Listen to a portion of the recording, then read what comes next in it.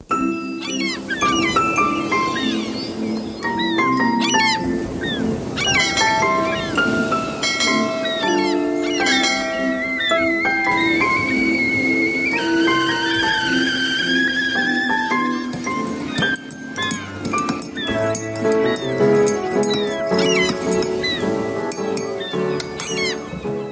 this week on the podcast is an interview with the one and only Chris Haughton. I'm Katie, by the way. I was not there. It was Helen and Tania interviewing him. Were you interviewing him? Yeah, we were interviewing. Yeah. And it was really good. It was really... It was brilliant, Katie. You missed a treat. I wasn't there, but apparently it was brilliant. So buckle up, because here it is. Okay, thank you. Have fun. So Chris, welcome to Good Ship as an honorary guest from the very first sailing. So you were probably the first or second guest that we invited to talk to. So oh wow, yeah. I've heard so many amazing things about you guys. I mean, just from doing sort of workshops and stuff, and people have said, you know, they've been involved in Good Ship and how great you are. So yeah, we love that. Would you like to do your presentation first? Yeah, sure. Let me just might not know you. I have 7 picture books, and I started making the picture books the first one came out in 2010 in English.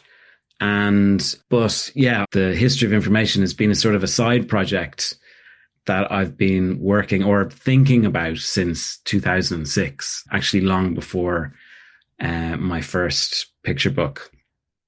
So I studied graphic design in Dublin, and I really enjoyed it, actually. I kind of knew I didn't really want to be a graphic designer because I just wanted to draw all the time. But it was really interesting doing that course, and learning how to use a computer was really interesting. And sort of the history of graphic design was really interesting to me, you know, sort of mass media and all of that. So I love drawing, and I was doing all of these sort of just little doodles and caricatures and this sort of thing. But I was terrible at color, which many people are surprised at because my work is so colorful now. But I would just basically do drawings, and then I used the computer to just change the color. So rather than black and white, it was like purple and white or something like that. And all of my, you know, I would just sort of do duotone or make the color. It was basically a black and white drawing with a little bit of color added. And I would add some graphics and stuff to it. But this is the sort of stuff I was doing in and around college and leaving college. And then soon after I finished college, I was working with this company, People Tree, and we were doing lots of screen printing. And that really suited me really well because, you know, I could work in kind of black and white and just choose 2 colors and then make these prints. And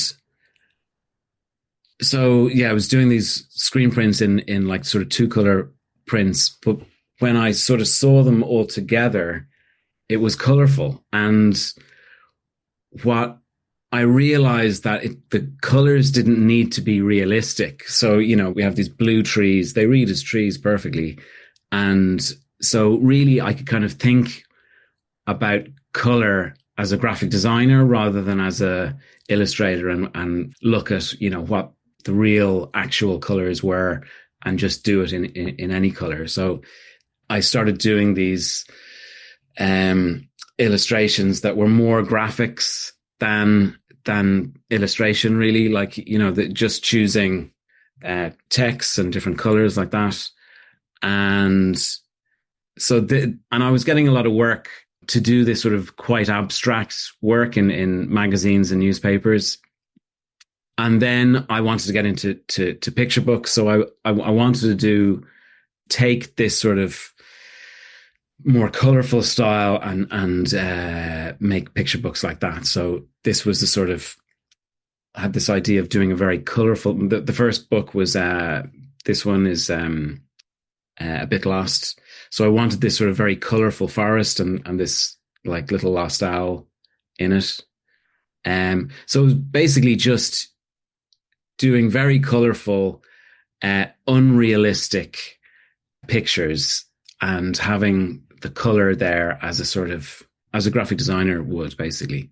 And then the benefit of sort of doing unrealistic colours is then you can use colour to tell the story. So here's an image from another book, which is kind of like the opposite of A Bit Lost, because the whole book is almost in silhouette, and the object that they're looking at is this colourful bird.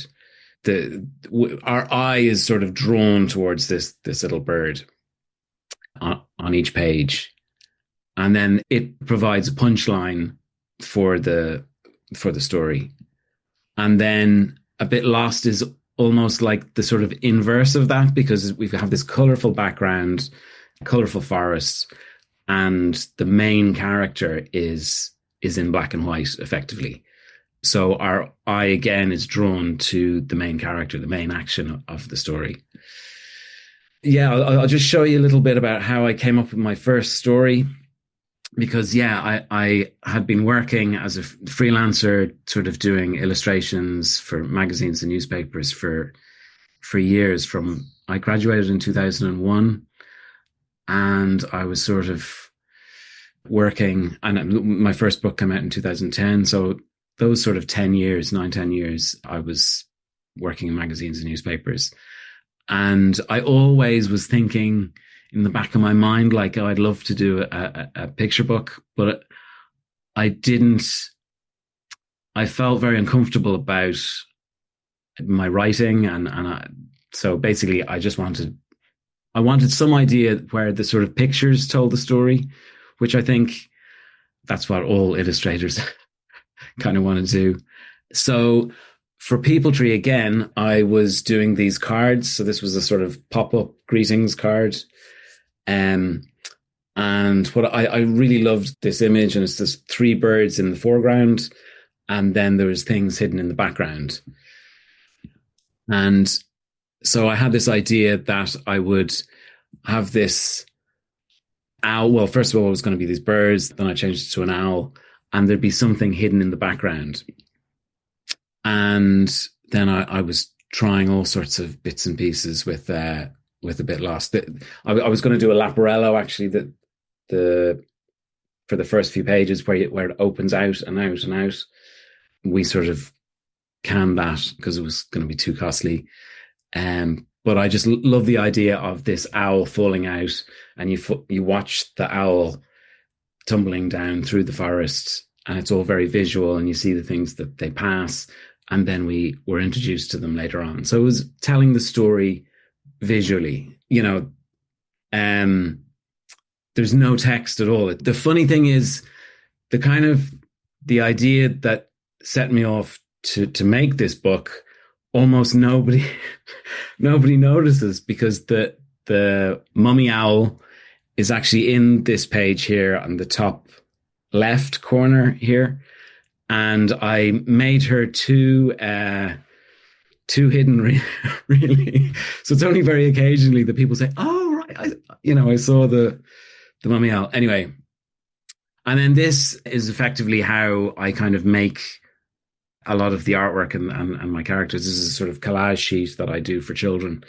But yeah, it's all the different sort of bird parts, and then I get the kids to make different birds. But that's sort of effectively how I come up with the sort of characters too. And then just some process work, cut paper everywhere. So this idea of hiding characters in the background, I think, is a trick I've been leaning on heavily for all of my picture books. But yeah, it's like the pantomime thing. It's often a winner. But so yeah, I'll just briefly talk about the history of information, my latest book. So when I was in college, I studied graphics, and I was very interested in the sort of media theory behind that. And then in 2006, UC Berkeley in the States, put all of their college courses, their lectures online for free. So anyone could listen to them. And they were the first college in the world to do that. And I stumbled upon this one course called The History of Information. And it was just because it had such a curious title that I clicked on it. And I was just immediately hooked. And it sort of intersects a lot with the sort of history of graphics and history of the media. But it was these guys in UC Berkeley who had sort of been part of Silicon Valley. They actually both worked in Xerox PARC, developing the mouse.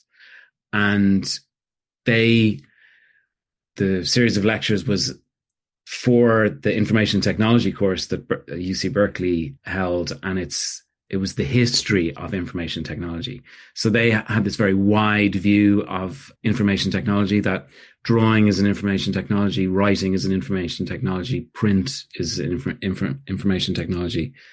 And it just all fitted so well and was so visual that I just got completely obsessed with it. And I noted down some notes. I listened a couple of times to the lectures. There was about 20 hours of them. And I emailed Jeff and Paul the lectures in 2009, around the time I made this. So basically the book goes from language to drawing, writing, printing, science, news and newspapers, sort of telephone, telegraph, radio and TV, and computers, the internet, all the way to AI. Yeah, that's pretty much it, really. There's just so many interesting things in the book that I just got really excited about, because I'm an illustrator. So it starts off really with the first man-made marks. So here on the left here is like these hand and footprints from 200,000 years ago. And this is the first known deliberate mark making. And it was by children, like they believe a 7-year-old and a 12-year-old in a cave in Tibet. All of the sort of information technology really derives from this innovation of first mark making, then drawings. So on the left here is this pig that was in Indonesia 45,000 years ago. So this is the first known representational drawing that we know of. And then how drawing evolved into writing. Interestingly, we were drawing animals for tens of thousands of years before we were really interested in drawing people, which I think is quite interesting. But yeah, they basically just go all the way through a whole load of stuff, all the way up to computers and the internet and this sort of thing. That was really amazing, Chris. It makes so much sense to think that you came from a graphic design course as a communicator of information, and then went to illustration, as many illustrators do from graphic design, and then into editorial, which is quite an unusual jump to stay in editorial and advertising and so forth for so long, and then seek into children's picture books. Most people go straight to children's picture books, but then ending up in history of information is like full circle again, because you're almost going back to editorial, except you're the writer this time, in the same way you were the writer of your own children's books as well. So you covered all the areas in the end. Yeah, no, well, and actually a lot of the assignments that I was doing during that time, from sort of 2001 to 2009, 10 and beyond, was because they would only ask an illustrator if they couldn't find a photograph that does the job. So the internet was impossible to photograph. So they would always get me, they're like, oh, we've got another article about basically making money off the internet. Do you want to do this, Chris? And I kind of then had this language almost of, a little man going along like this and messing around with these sort of colouredy blobs. And so it was this sort of the language of what people are doing on the internet, making it slightly surreal. But I always thought in my head, and I was sort of picturing those images as I was listening to the course, thinking, oh, wow, I could illustrate the whole of this lecture, but with these sort of funny men and women with, these colouredy blobs and sort of climbing up and down ladders, just like I was doing in with those illustrations. Yeah. I bet with the new live illustrator students who might be on here, who've just finished Katie's 3-week course or 3-module course in live illustration, are probably thinking, wow, that's actually what we're doing too. Listening to a lecture or whatever while you're working, and the editorial illustrator's drive to think, oh, I just have to draw what he's saying because I've got pictures flowing through my brain and I've got to put them down. It relates so well to like live illustration and live scribing, as well as the editorial thing. Oh, wow. You've been doing a live scribing thing. Is that right?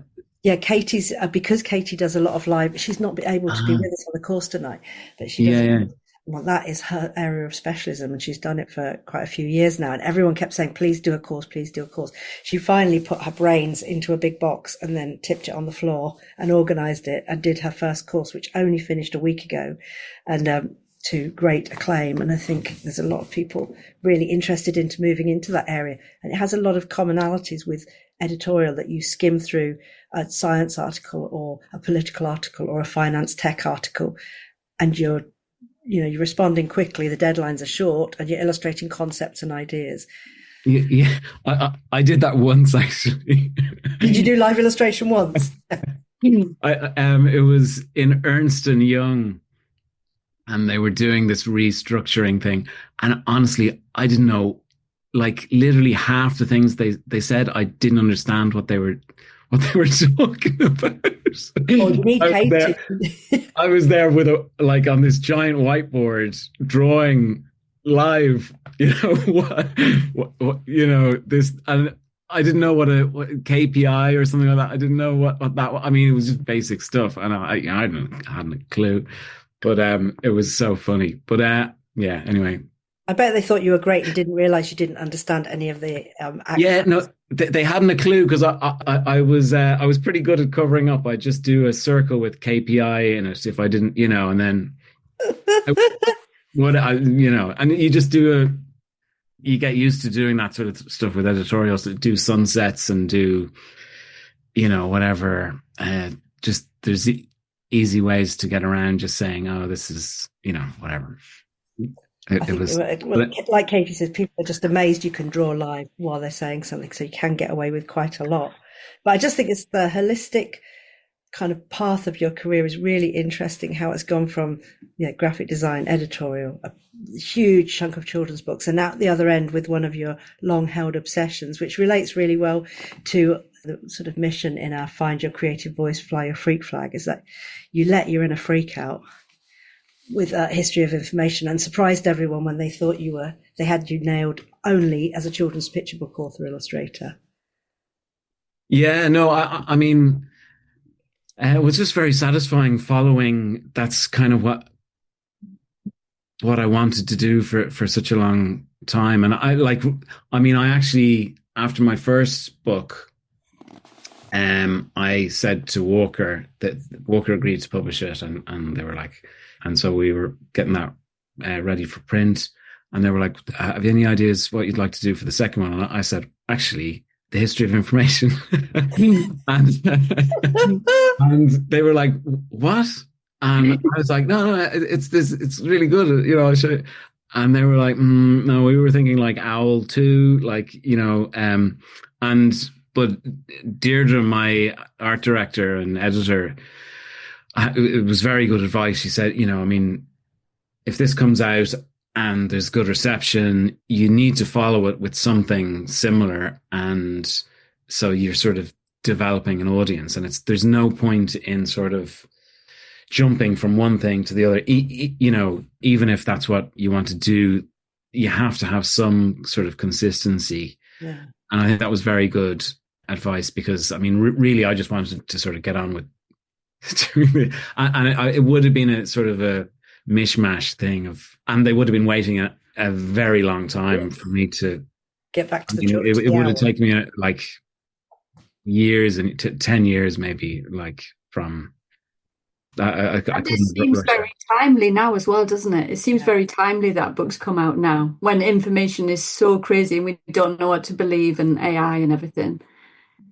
I know. I mean, unfortunately, yeah. It's but honestly, the whole time, like it seemed really timely back then, and that was like this is in 2006. Facebook came out in 2005, but to me, I was like, wow, this is this is all anyone was ever talking about, and then Jeff, the one of the lecturers, he wrote a book in 2012 called A-Holes, the First 60 Years, about the word asshole. He's a linguist as well. And he was talking about how the media, there's more and more unlikable characters coming out through the media, in recent years, and talking about this as a whole phenomenon. And Donald Trump was on the first page. So Wow. this was in 2012. Like this was 4 years before he started running, or he wasn't really well known at all then. And so I've been sort of been watching this play out. And Jeff and Paul were just so bang on the zeitgeist. I mean, they're just so good. Like, so that's, and yeah, I mean, unfortunately, it's getting worse and worse. So Chris, yeah, the book is quite it breaks all the rules of audience as well, doesn't it? Because in some of the nominations you've got are for junior books, but it's also an adult book too, isn't it? How did the publishers deal with it being such an open audience? Yeah, we're actually talking now about, because it was classed as a children's book, and so I didn't realize this, but the ISBN determines where the book is placed in the bookshop. So it's a children's book, so it'll go in the children's nonfiction section. And so it would be very rare for a bookseller to decide to put it in the adult section. They just don't do that. And a few people have said to me, you need to change that. And actually, Mark Haddon from he wrote the Curious Tale of the Dog. Yeah, that came out in 2003. And it was published at the same time with two different ISBN numbers. Oh, okay. And one as an adult book and the other as a children's book. And actually Harry Potter was done the same as well. So like, I was like, well, we could try that. But yeah, that was something that, because I mean, most of the best feedback I get is from adults who have read it, but it's only shelved in the children's section. And then, adults just don't go browsing for themselves in the children's section. So I was always a bit like, how come it's, anyway, this is something I discovered since it came out. But I think all the mums that buy the picture books and all us illustrators, so we're the adult audience, and then we'll tell all the other adults and it'll be fine. You won't need the other ISBN. We've hit the halfway mark. So after asking everyone to send you in questions, we should actually do some, shouldn't we? I better answer some questions. Yeah. Okay. So, yeah. Do you want to start, Helen? Have you got a good one? Do you feel you need to keep your illustration style consistent? You have a beautifully recognizable style, but are you able to try something new, use a different medium perhaps, or do publishers want what they know? You mightn't believe this, but I sort of try something new with every book, and it always ends up the same. I mean, I guess I'm just stuck doing this. But, I feel exactly the same way, Chris. Every time I think, I'm going to try this time, and I think it's radically different, but nobody else really notices. That's awesome. No. I was just going to say, there's a question we often get where people say, if I do most of my work in watercolor, but I really want to try something like collage, but it will be so different and no one will know it's going to freak everyone out because it looks so different. And so this is the other end of that question, isn't it? You keep trying to be different, trying different things, but you always end up yourself. Proof that whether you change the medium or not, if you're if your voice is really strong, you can't escape yourself. Yeah, no, like with the monkeys one, I was doing the tigers with, drawing the line work for the tigers with pencil. And I thought, oh, that's cool. That's adding this other element into the sort of cut paper stuff.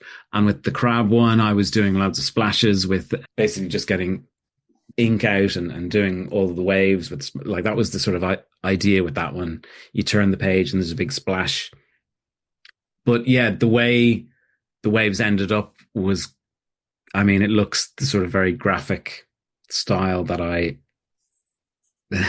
do anyway. But yeah, I mean, like, because I think one of the reasons I have such a defined style is, I mean, I was doing these editorial illustrations for so long, like 10 years, and I just got in this habit of sort of, I do everything by hand first, but then scan it in, and then having the ability to change things on the computer was just invaluable. And I was asked to change so much.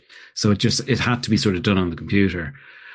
And so I just found this way of working that I've just never been able to break out of, really. But yeah, I'm completely satisfied with, there was another question about, do you feel satisfied doing the things? I absolutely love doing what I'm doing, and I couldn't find it. If I could find a more effective, more efficient way of working that would be even more direct, I would do that. But as it is, this is the best way I can communicate visually. Basically, I found something that's worked, and I've just repeated it again and again. And to me, the style is just the way I'm communicating the idea. It's the most effective way I can communicate that idea, basically. I think you've got a kind of not only an economy in the voice and the way, like you say, you're communicating an idea like as an ex-graphic designer would. You've got the visual language to try and get the idea over quickly, as you did in complex editorial stuff before. But also the way you work, that really nice combination of lots of analog messing about, ripping up paper and splashing ink about, and using the benefits of the computer to scan it in and make those quick changes, I think is genius, because it keeps the work quite fast. You don't get too laboured, and you use everything that's good about tech to give you options and turn it over quickly.